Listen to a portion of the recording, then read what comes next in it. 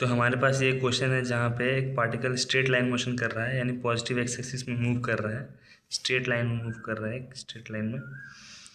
तो उसके velocity as a function of position दिया हुआ है, यानी velocity as a function of x दिया हुआ है, और हमें उस पार्टिकल का वेलोसिटी बताना है time t equals to tau पे।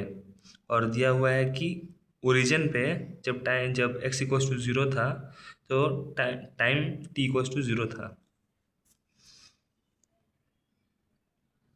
ठीक है, तो इस क्वेश्चन को सॉल्व करने के लिए हमारे पास velocity as a function of x दिया हुआ है। तो हमारे पास एक इक्वेशन है एक्सेलरेशन का, dv बाई dt।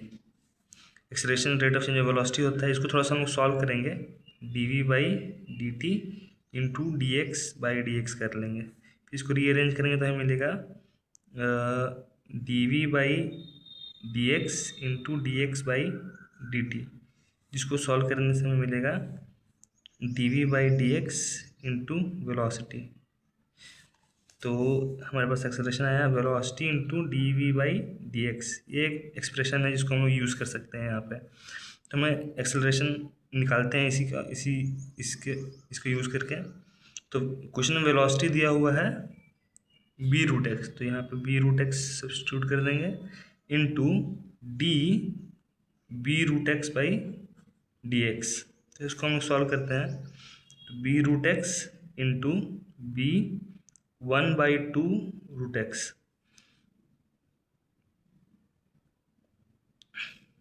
तो यहाँ पे हमारा रूट एक्स कट जाएगा और हमारे पास आएगा acceleration equals to B square by two. अब हमें पता है एक्सेलरेशन होता है d v by d t is equals to B square by two, और इसको हम लिख सकते हैं d v equals to B square by two d t. अब हम बोथ साइड इंटीग्रेट कर देंगे, इंटीग्रेटिंग बोथ साइड। तो हम यहाँ पे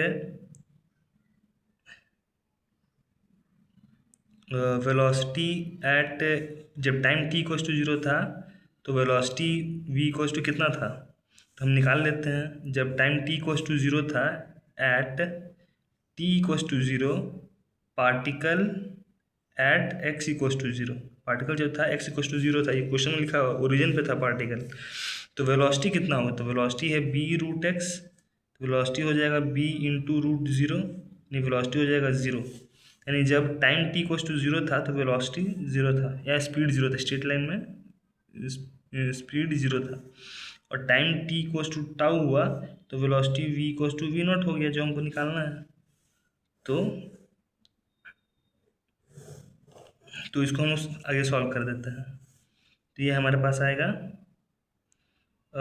डी वी का इंटीग्रेशन v हो जाएगा, ये हो जाएगा ज़ीरो से v नॉट, और b square by two constant बाहर निकल जाएगा, और ये टाइम का डी टी का इंटीग्रेशन टी हो जाएगा, और ये हो जाएगा ज़ीरो से टाउ। तो ये आएगा v naught minus zero by definite integration का मेथड से B square by two tau minus zero, तो v naught is equals to B square tau by to.